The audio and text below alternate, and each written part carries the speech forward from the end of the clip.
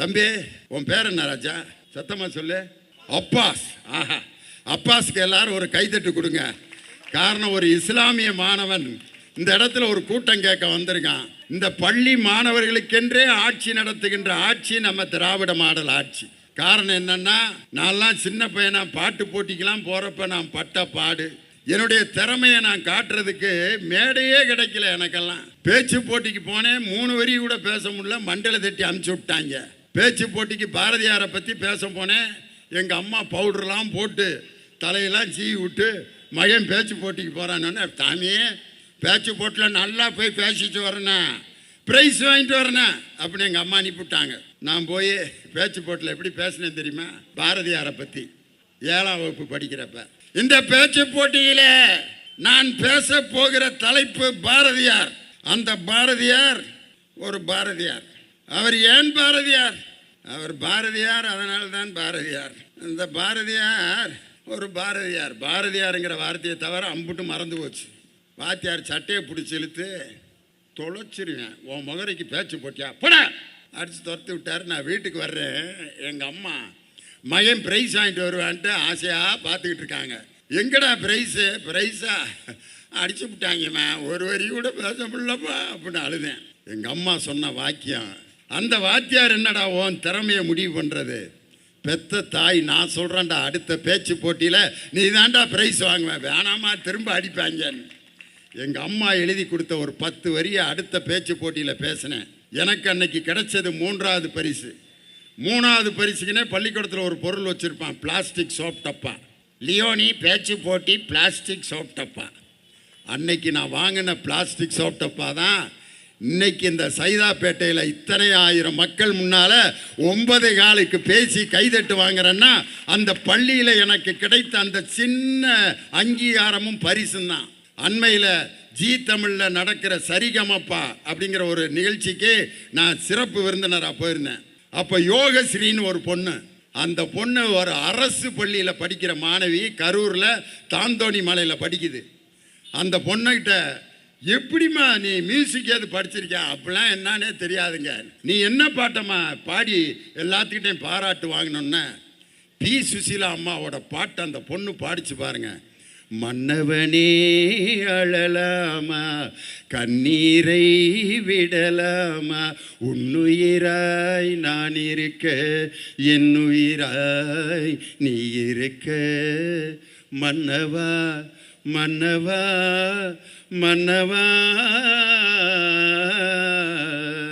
மன்னவனே. அந்த பொண்ணு அப்படியே கையை பிடிச்சி, சாமி எப்படி சாமி இப்படிலாம் பாடுறேன்னு அந்த பொண்ணு சொல்லிச்சு. நம்ம திராவிட மாடல் ஆட்சியில் கலை திருவிழான்னு ஒரு போட்டி வச்சாங்க. அந்த போட்டியில் கரூர் மாவட்டத்தில் சிறந்த பெண்ணாக தேர்ந்தெடுக்கப்பட்டேன்.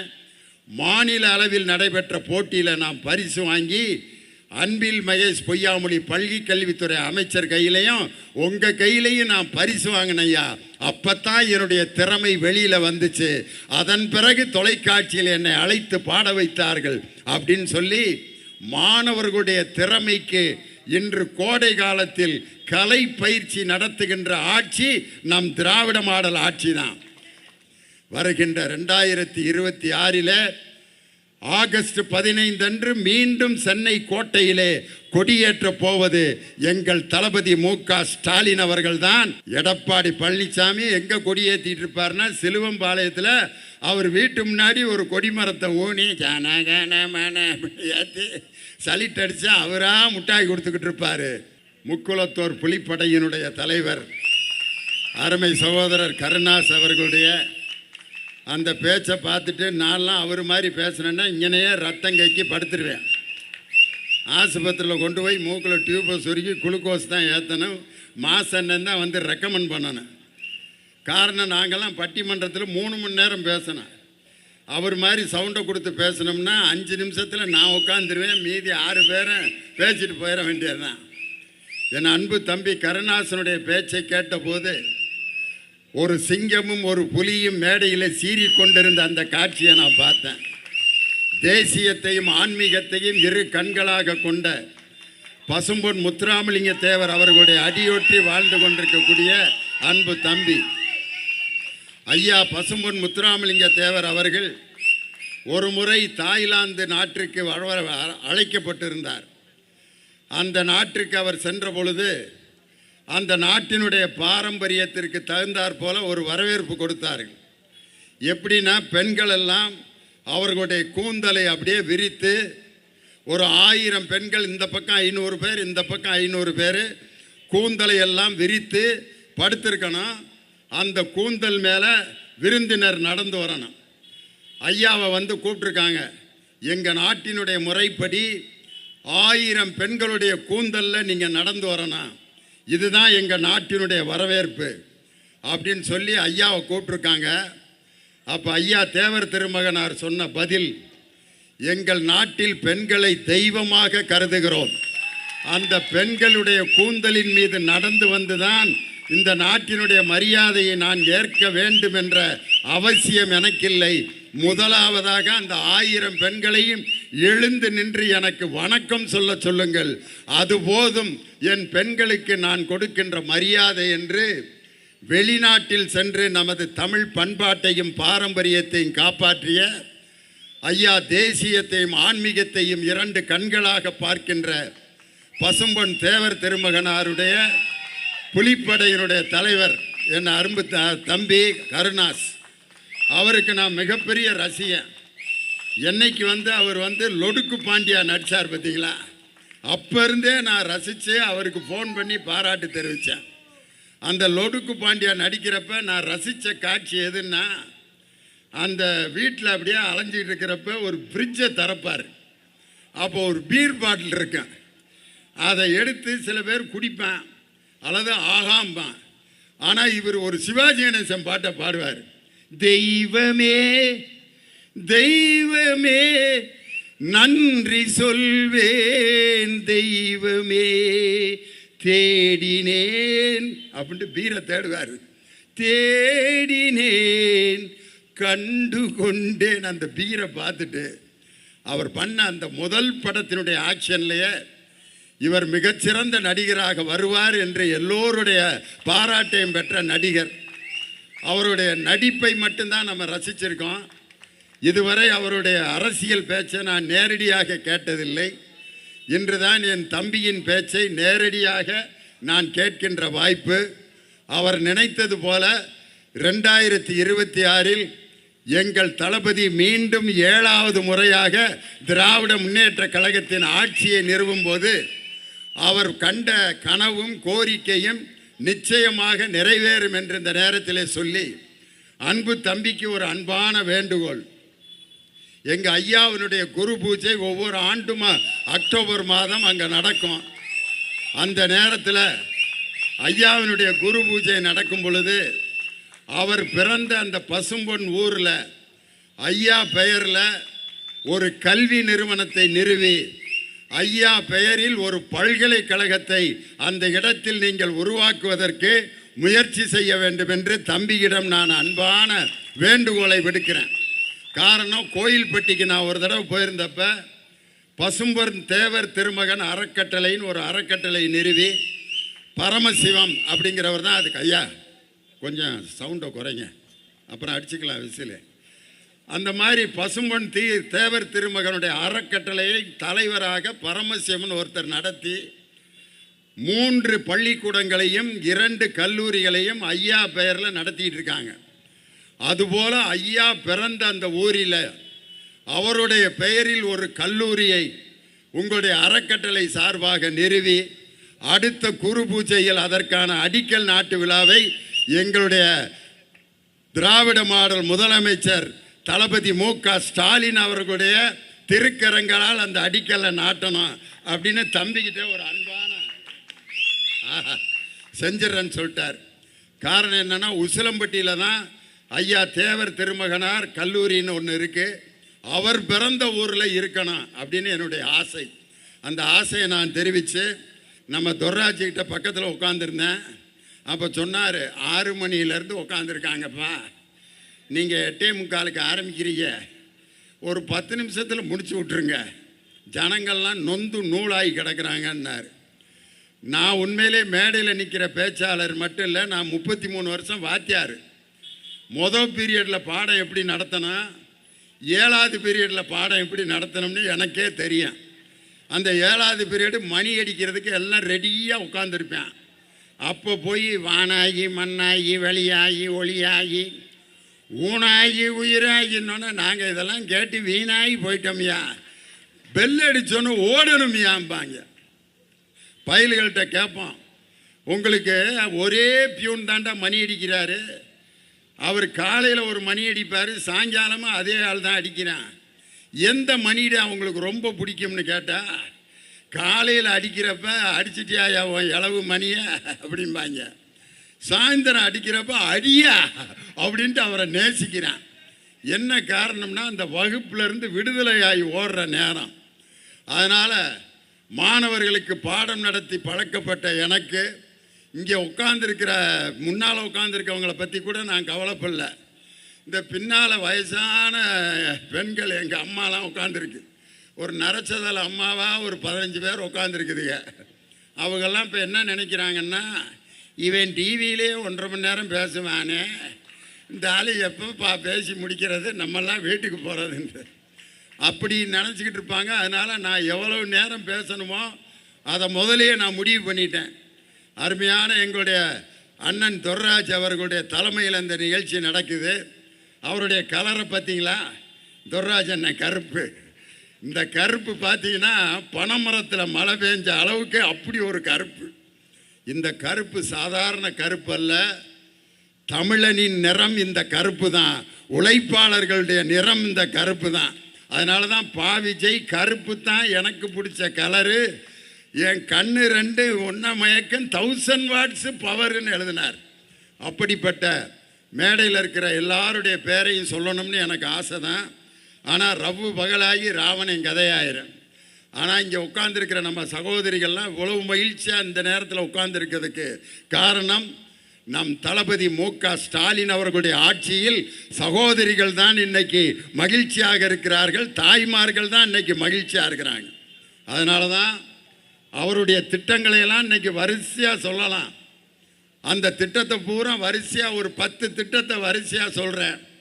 மகளிர் உரிமை தொகை திட்டம், விடியல் பயணம் திட்டம், தமிழ் புதல்வன் திட்டம், புதுமை பெண் திட்டம், காலை சிற்றுண்டி திட்டம், அலைகள் திட்டம், கயல் திட்டம் அப்படின்னு சொல்லி கிட்டத்தட்ட ஒரு 50 திட்டங்களை வரிசையாக நம்ம சொல்லிக்கிட்டே இருக்கலாம். இன்னைக்கு நான் கேட்குறேன், முன்னாள் முதலமைச்சர் எதிர்க்கட்சி தலைவர் எடப்பாடி பழனிசாமி அவர்களை கேட்குறேன், உங்கள் 4 வருஷத்தில் இது மாதிரி ஒரு 20 திட்டத்தை வரிசையாக சொல்லுங்கண்ணே அப்படின்னா அவர் திருப்பி என்ன சொல்கிறாருன்னா, நாங்கள் எங்களுடைய ஆட்சியில் அந்த பேப்பர் எடுப்பேன், அவர் திட்டத்தை சொல்கிறதுக்கே பேப்பரில் எழுதி ஒருத்தன் கொடுக்குறேன், அதை வாங்கி நாங்கள் 4 ஆண்டுகளில் 15 தாலுகாக்களை உருவாக்கினோம், 3 மாவட்டங்களை உருவாக்கினோம், கால்நடை பூங்காவை ஆரம்பித்து திறக்காமல் மூடி வைத்திருக்கிறோம், வேளாண் மண்டலத்தை அறிவித்தோம். இதையே தான் திருப்பி தேஞ்ச ரெக்கார்டு மாதிரி பேசிக்கிட்டே இருக்கார். எங்கள் பள்ளிக்கூடத்தில் ஒரு பாட்டு போட்டி நடத்தினா ஒரு பையன் வந்து அவ்வளவு பந்தா பண்ணிட்டு மேடைக்கு வந்தான் பாடுறதுக்கு. என்னடா இவ்வளவு பந்தாவா மேடைக்கு வர்றான், பின்னி எடுக்க போகிறான் போல இருக்கு பாட்டன்ட்டு. என்ன பாட்டுறா பாட போகிறான்னா, முத்தமிழறிஞர் டாக்டர் கலைஞர் எழுதின மறக்க முடியுமா படத்தில் காகித ஓடம் பாட்டை பாட போகிறேன்னா. ஆஹா, நமக்கெல்லாம் ரொம்ப பிடிச்ச பாட்டேன்ட்டு ரொம்ப ஆசையாக உட்காந்து கேட்க போனேன். எப்படி பாடினான் தெரியுமா? காகித ஓடம் காகித ஓடம் காகித ஓடம் காகித ஓடம் காகித ஓடம் காகித ஓடம் காகித ஓடம் காகித ஓட்டே. என்னடா ஒரு வரியை வச்சே முடிக்க போற, என்ன இருக்கு சார் பாடவா? என்ன பாடுறான்னு. காகித ஓடம் காகித ஓடம் காகித ஓடம் காகித ஓடம் காகித ஓடம் காகித ஓடம் காகித ஓடம் காகித ஓடம். அரஞ்சனா ராஸ்கல் எவ்வளோ முக்கியமான பாட்டை ஒரு வரியை வச்சே பாடிட்டியாண்டு. இந்த தேஞ்ச ரெக்கார்டு வேறு யாரும் இல்லை, எடப்பாடி பழனிசாமி தான். நாங்கள் 5 தாலுகாக்களை உருவாக்கினோம், 3 மாவட்டங்களை உருவாக்கினோம். எங்கள் தலைவர் ஆரம்பித்த மாதிரி மகளிர் உரிமை தொகை போன்ற ஒரு திட்டத்தை எடப்பாடி பழனிசாமி அவர்களால் சொல்ல முடியுமா? ஏன் இந்த திட்டத்தை என் சகோதரிகள் கையில் கொடுத்தாரு தெரியுமா? இன்னைக்கு முன்னால் நம்ம சகோதரர்கள்லாம் உட்காந்துருக்காங்க. கல்யாணம் முடித்தவங்களா முடிக்காதவங்களான்ட்டு ஏதாவது அடையாளம் இருக்கா? ஒரு ஆள்கிட்ட முடித்தாலும் அதே மாதிரி தான் இருக்கேன், முடிக்காதாலும் அதே மாதிரி தான் உட்காந்துருக்காங்க. ஏதாவது ஒரு அடையாளம், முடித்தவரா முடிக்காதவரா? ஒன்றும் கிடையாது. ஒரு மொழி மட்டும் வச்சுருப்பாங்க. இந்த எப்படிரா கல்யாணம் ஆகி 15 வருஷம் ஆகுதியா? எப்பட்றா? எவனோ அவன் தலையில் வகுத்தில் கட்டியிருந்த நெருப்பை தூக்கி என் தலையில் விட்டுட்டு போயிட்டாங்க, நான் பாராப்படுறேன்னு. அதை வச்சு வேணால் கண்டுபிடிக்கலாம். ஆனால் என் சகோதரிகளுடைய முகத்தை பார்த்தாலே அவங்க கல்யாணம் ஆயிடுச்சா இல்லையாங்கிறத கண்டுபிடிச்சிடலாம். இந்த அம்மா கைதட்டுறாங்க பாரு, என் சகோதரி முகத்திலேயே எழுதியிருக்கு இந்த மேரேஜ் ஆயிடுச்சுன்ட்டு. எப்படி? இங்கே ஒரு பொட்டு, இந்த கோட்டுக்கு நடுவில் ஒரு பொட்டு. ஆம்பளை யாராவது கல்யாணத்துக்கு ஒரு அடையாளம் வச்சுருக்கீங்களா? அவங்க வச்சுருப்பாங்க. நான் ஒரு அம்மாட்ட கேட்டேன், எதுக்குமா அந்த கோட்டுக்கு நடுவில் பொட்டு வைக்கிறேன்னா, எல்லாம் வைக்கிறாளுங்க அதனால தான் நானும் வைக்கிறேன்னு. இன்னொரு அம்மாவை கேட்டேன், இதையும் வைக்கிறேன்னா ஒரு 10 பேர் சைக்கிள் எடுத்துக்கிட்டு பின்னாடியே அலையிறேன், அவனுகள்கிட்ட இருந்து தப்பிக்கிறதுக்கு தான் இந்த பொட்டை பெருசாக வச்சுக்கிட்டு இருக்கேன்னுச்சு. பொட்டு வைக்கிறதுக்கு வேற காரணம் இருக்குது. வலது பக்க வகுடு பிறந்த வீடு, இடது பக்க வகுடு புகுந்த வீடு, 2 வீட்டுக்கும் மங்களத்தை தர வேண்டும் என்பதற்காக ஒரு பெண் கோட்டுக்கு நடுவில் பொட்டு வைக்கிறான். தாலி கூட அவங்க கையில் இருக்க போய் தான் நிம்மதியாக இருக்குது. ஆம்பளை கழுத்தில் தாலியை கட்டி விட்டுருந்தா 1 கிராம் கழுத்தில் மிஞ்சிருக்குமா? 1/2 கிராம் இருந்தால் கூட அடகு வச்சு கட்டிங்க ஊற்றிருப்பேன் நம்பால். அந்த மஞ்ச கயிறை போதையில் கூட இதை வேற சை அப்படின்னு கலட்டி தூக்கி போட்டுருவேன். அவங்க கழுத்தில் இருக்க போய் தான் நிம்மதியாக தொங்கிட்டு இருக்கான். அதை எவ்வளவு பத்திரமா பாதுகாப்பாங்கன்னா, ஒரு குங்குமம் கொடுத்தா இங்கே கொஞ்சம் வச்சு, நெத்தியில் கொஞ்சம் வச்சு, செவுத்து பக்கம் திரும்பி அந்த தாலி கொடி எடுத்து கண்ணில் ஊற்றி, ஏமா அதில் குங்குமம் வைக்கிறேன்னா அதில் அவர் இருக்கார் அப்படி. அவன் தண்டி இருக்கான், புலி மூட்டை ராமசாமி மாதிரி. ஒரு ஆட்டோவில் உக்காந்தா ஆட்டோ முழுதும் இருக்குது. ஆனால் அந்த ஆள் அந்த மஞ்ச கைத்தில் இருக்கான் நம்பி பொட்டு வச்சு பாதுகாக்கிறாங்க. பிள்ளை பெக்கிற உரிமை கூட அவங்கள்ட்ட கொடுக்க போய் தான் நிம்மதியாக 10 மாதம் கழித்து நம்மெல்லாம் பிள்ளையாக பிறக்கிறான். ஆம்பளைகளுக்கு பிள்ளை பெக்கிற கடமையை இயற்கை கொடுத்துருந்தா 6 மாதத்தில் டாக்டரை கூப்பிட்டு, ஐயா இதை அறுத்துறியா, நம்மளால் தூக்கிட்டு தெரிய முடியல, இதை 10 மாதம் எவன் சமைப்பான் அப்படின்னு. இந்த 3 பொறுப்புகளும் பெண்களிடம் ஒப்படைக்கப்பட்டதால் நம்ம பாதுகாப்பாக இருக்கோம். அதனால்தான் உரிமை தொகையை ஆண்களுக்கு தருவதற்கு பதிலாக எங்கள் தாய்மார்களுக்கு கொடுத்த ஒரே தலைவன் நம் தளபதி மு.க. ஸ்டாலின் மகளிர் உரிமை தொகையை பெண்களுக்கு கொடுத்ததற்கு காரணம் தான். அதை விட நம்ம மக்கள் நல்வாழ்வுத்துறை அமைச்சர் இன்னைக்கு ஐநா சபையில் அவருக்கு விருது கொடுக்கப்பட்டிருக்கிறது என்றால், இந்தியாவிலே மக்கள் நல்வாழ்வுத்துறைக்கு ஐநா சபை விருது பெற்ற ஒரே மக்கள் நல்வாழ்வுத்துறை அமைச்சர் நம்ம மா சுப்பிரமணியன் அண்ணன் தான். எதுக்காக? மக்களை தேடி மருத்துவம். அது பார்த்தீங்கன்னா நமக்கு இப்போ ஒற்ற நோய்களை உடனே கண்டுபிடிச்சிடலாம். மெட்ராஸ் ஐ வந்துச்சுன்னா அந்த ஐ வந்தவனை ஒருத்தனை இப்படி கண்ணாடியை கலட்டினான்னா 10 பேருக்கு ஒட்டிக்கிறான். அம்மா வந்துச்சுன்னா வீட்டில் 4 பேருக்கு வந்துடும். டைஃபாய்டு ஃபீவர் வந்துச்சுன்னா அப்பாவுக்கு வந்துச்சுன்னா மகனுக்கு வந்துடும். ஆனால் தொற்றாத நோய்களை கண்டே பிடிக்க முடியாது. அது பார்த்தீங்கன்னா ப்ரெஷர், சுகர். ஒரு அம்மா 100 நாள் வேலை பார்த்துக்கிட்டு இருக்கு, திடீர்னு பொத்துன்னு விழுந்துருச்சு, அக்கா அப்படின்னு. பக்கத்தில் இருக்க அக்காலாம் தூக்கிட்டு போய் ஆஸ்பத்திரியில் போட்டு அந்த டாக்டர் கையில் ஒரு துணியை சுற்றி ப்ரெஷர் பார்க்குறாரு. ப்ரெஷரை பார்த்துட்டு சொல்கிறாரு, ப்ரெஷர் 400 இருக்குது. 400 இன்னும் ஒரு 100 வேணால் சேர்த்துக்கப்பா, கம்மியாக இருக்குதா அப்படி. ப்ரெஷர்னு ரத்த அழுத்தம், இன்னும் 100 சேர்த்துக்க நீ வாட்டுக்கு சொல்கிற, 50 சேர்ந்தாலே நீ செத்துருவ. அப்படியா? அதுக்கு என்னப்பா அர்த்தம்? உடம்புல இருக்க ரத்த அழுத்தம் கூடிருச்சு. தெரியல அந்த அம்மாவுக்கு பிளட் ப்ரெஷர்னா என்னன்னு தெரியல. இன்னொரு அம்மா ரேஷன் கடையில் நின்றுட்டு இருக்கு, மயக்கம் போட்டு விழுகுது. பிளட் டெஸ்ட் பார்த்தா சக்கரை 300 இருக்குமாங்கிறாங்க. அந்த அம்மா சொல்லுது, எங்கள் வீட்டில் டப்பாவில் 500 கிராம் தான் இருக்குது சர்க்கரை, என் உடம்புக்கு எப்படி 300 வந்துச்சுன்னு. உன் உடம்புல 300 கிராம் சர்க்கரை இருக்கு, இருந்துட்டு போகுதுப்பா. அது இருந்தால் என்ன அப்படின்னா, இன்னும் கொஞ்சம் கூடுச்சுன்னா உன் உயிருக்கே ஆபத்து. சுகர்னா என்னான்னு தெரியல, ப்ரெஷர்னா என்னான்னு தெரியல. மக்களை தேடி மருத்துவம் என்ற ஒரு திட்டத்தின் மூலம் ஒவ்வொருத்தரையும் போய் செக்கப் பண்ணி தொற்றாத நோய்களை கண்டுபிடித்து இதுவரைக்கும் காப்பாற்றப்பட்ட உயிர்கள் எத்தனை என்றால் 2,74,00,000 உயிர்கள் காப்பாற்றப்பட்டிருப்பது நமது மக்கள் நல்வாழ்வுத்துறையினுடைய மிகப்பெரிய திட்டம் இல்லையா? இங்கே பாருங்க, 2 ஸ்கூல் பையன், ஒரு பையன் உட்கார்ந்துருக்கான். அவன்லாம் அரசியல் கூட்டத்துக்கு காசு கொடுத்தா கூட வருவானா ஐயா? அவன் வந்து உட்காந்துருக்கானா, நாளைக்கு இவன் கூட மாவட்ட செயலாளரை வருவான் திமுகவில். என்ன ஜம்முன்னு உட்காந்துருக்கான் பாருங்க. தம்பி, உன் பேர் என்ன ராஜா? சத்தமாக சொல்லு. அப்பாஸ். ஆஹா, அப்பாஸ்க்கு எல்லாரும் ஒரு கைத்தட்டு கொடுங்க. காரணம், ஒரு இஸ்லாமிய மாணவன் இந்த இடத்துல ஒரு கூட்டம் கேட்க வந்திருக்கான். இந்த பள்ளி மாணவர்களுக்கென்றே ஆட்சி நடத்துகின்ற ஆட்சி நம்ம திராவிட மாடல் ஆட்சி. காரணம் என்னன்னா, நான்லாம் சின்ன பையனா பாட்டு போட்டிக்கெல்லாம் போகிறப்ப நான் பட்ட பாடு, என்னுடைய திறமையை நான் காட்டுறதுக்கு மேடையே கிடைக்கல. எனக்கெல்லாம் பேச்சு போட்டிக்கு போனேன், 3 வரி கூட பேச முடியல, மண்டலை தட்டி அனுப்பிச்சி விட்டாங்க.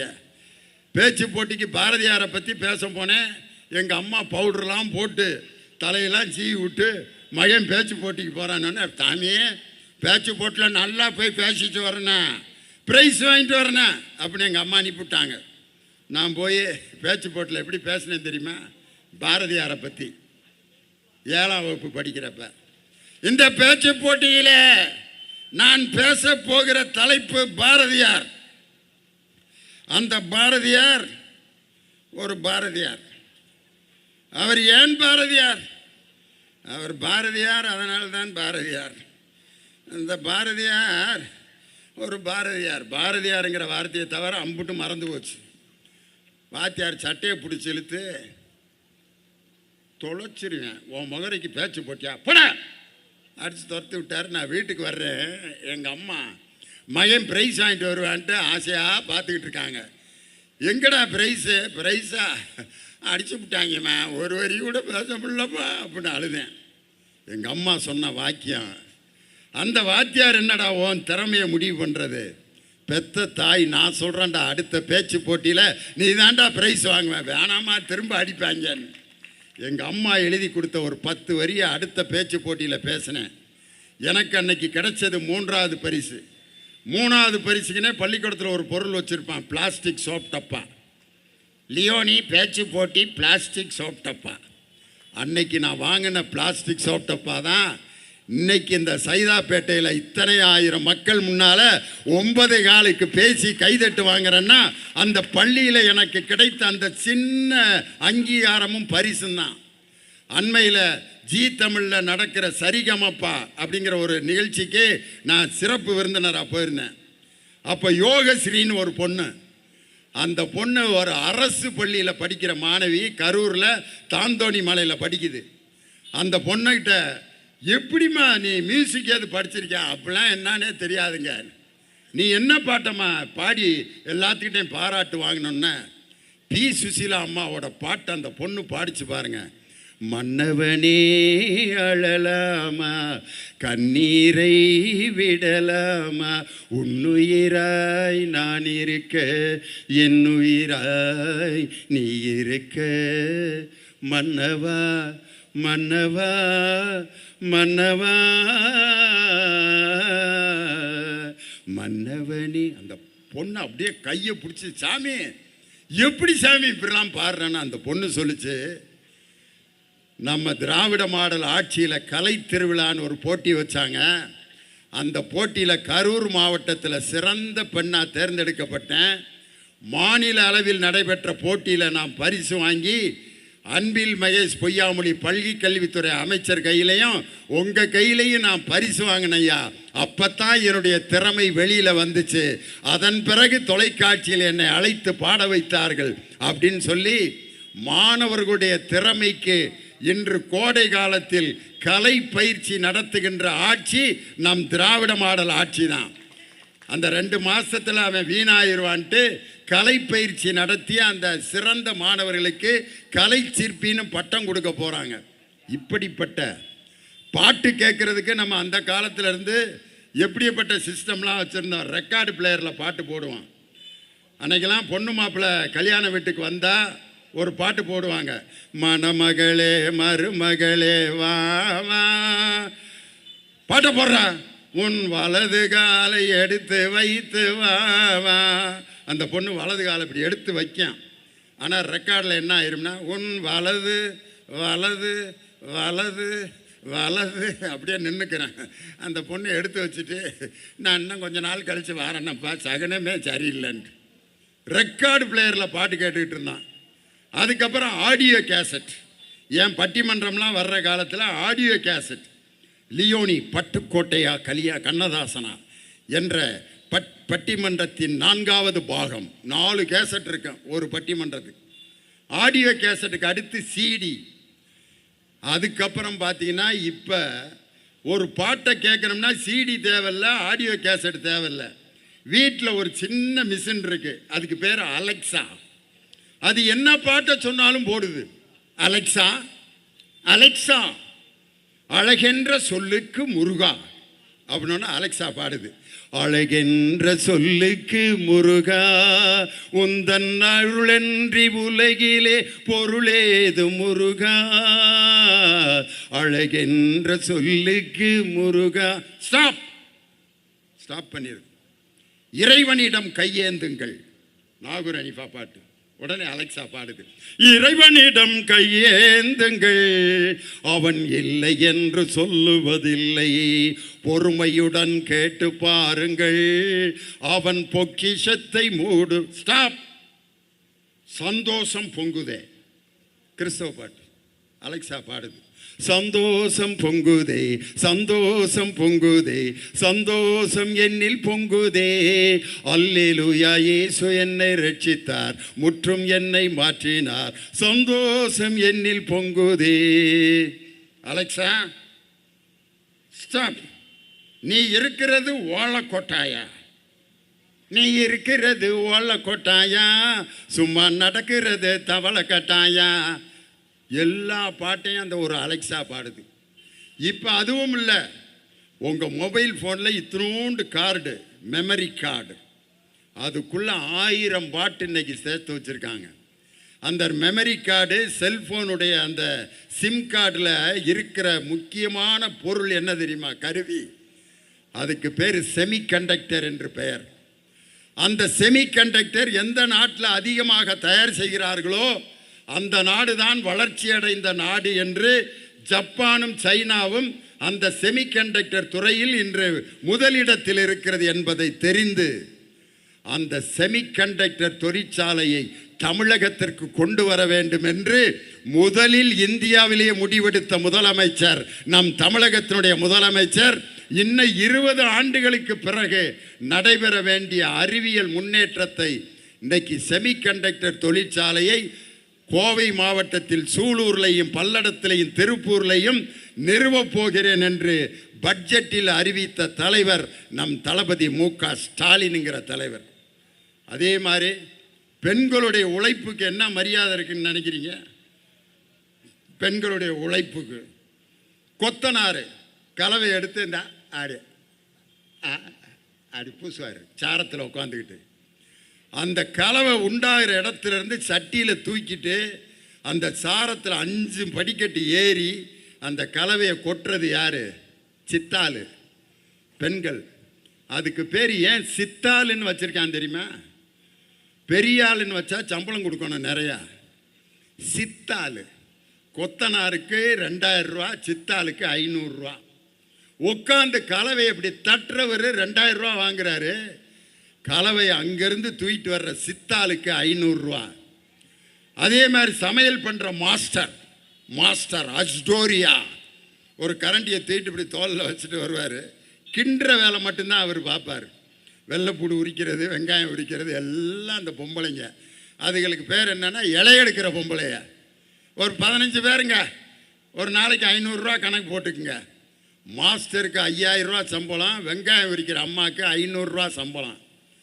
படிக்காத பெண்களின் உழைப்பு சிறுமைப்படுத்தப்படுவதை தெரிந்து கொண்டு ஒரு பெண் படித்தால்தான் ஆண்களுக்கு சமமாக சம்பளம் வாங்க முடியும் என்று பெண்களின் கல்விக்கு முக்கியத்துவம் கொடுத்த ஒரே தலைவர் நம் தளபதி மு.க. ஸ்டாலின் என்ற தலைவர். பெண்கள் படிக்கணும்யா. இன்னைக்கு ஒரு எஸ்பியா இருக்கிற அம்மாவுக்கு பக்கத்தில் எல்லாம் அம்மா அம்மா அம்மா. ஏன்? அந்த அம்மாவிடம் இருக்கும் கல்வியும் அவரிடம் இருக்கக்கூடிய பதவியும் தான் ஒரு பெண்ணுக்கு கௌரவத்தை பெற்றுத்தரும் என்று பெண்களை படிக்க வைத்த தலைவர் நம்ம தலைவர். அதனால தான் இந்தியாவிலேயே அதிகம் வேலைக்கு போகும் பெண்கள் 41% வேலைக்கு போகும் பெண்கள் இருக்கும் மாநிலம் நமது தமிழ்நாடு என்பதை இந்தியாவிலேயே முதல் மாநிலம் நம்ம தமிழ்நாடு. இப்படி பல முதலிடங்களை நமது தமிழ்நாடு பெற்றிருப்பதற்கு காரணம் நம் தமிழகத்தினுடைய முதலமைச்சர். வருகின்ற 2026 ஆகஸ்ட் 15 அன்று மீண்டும் சென்னை கோட்டையிலே கொடியேற்ற போவது எங்கள் தளபதி மு.க. ஸ்டாலின் அவர்கள்தான். எடப்பாடி பழனிசாமி எங்கே கொடியேற்றிட்டு இருப்பார்னா சிலுவம்பாளையத்தில் அவர் வீட்டு முன்னாடி ஒரு கொடிமரத்தை ஊனி ஏற்றி சலிட் அடித்தா அவராக முட்டாய் கொடுத்துக்கிட்டு இருப்பார். மீண்டும் முதல்வராக போவது எங்கள் தலைவர் தான் என்று சொல்லி இந்த அருமையான கூட்டத்தை ஏற்பாடு செய்த சென்னை தெற்கு மாவட்டத்தைச் சேர்ந்த இந்த பகுதியை சேர்ந்த அனைவருக்கும் என்னுடைய வணக்கத்தையும் வாழ்த்துக்களையும் சொல்லி மீண்டும் நமது தலைவரை முதலமைச்சர் ஆக்குவோம். உதிக்கட்டும் உதய சூரியன். 2026 மலரட்டும் திராவிட முன்னேற்ற கழகத்தின் ஆட்சி. 72வது பிறந்த நாள் நம்ம தலைவருக்கு. அந்த 7-2 எதையும் காட்டுதுன்னா 7வது முறையாக திமுக ஆட்சிக்கு வர வேண்டும். அதுதான் 7. 2 என்பது எதை காட்டுகிறதுனா 2வது முறையாக தளபதி மு.க. ஸ்டாலின் முதலமைச்சர் ஆவார். அதுதான் 72வது பிறந்த நாள். அந்த பிறந்த நாளில் 7வது முறை திமுக ஆட்சிக்கு வர வேண்டும். 2வது முறையாக ஸ்டாலின் முதல்வராக வேண்டும் என்று சொல்லி உங்களிடமிருந்து விடைபெறுகிறேன். நன்றி, வணக்கம்.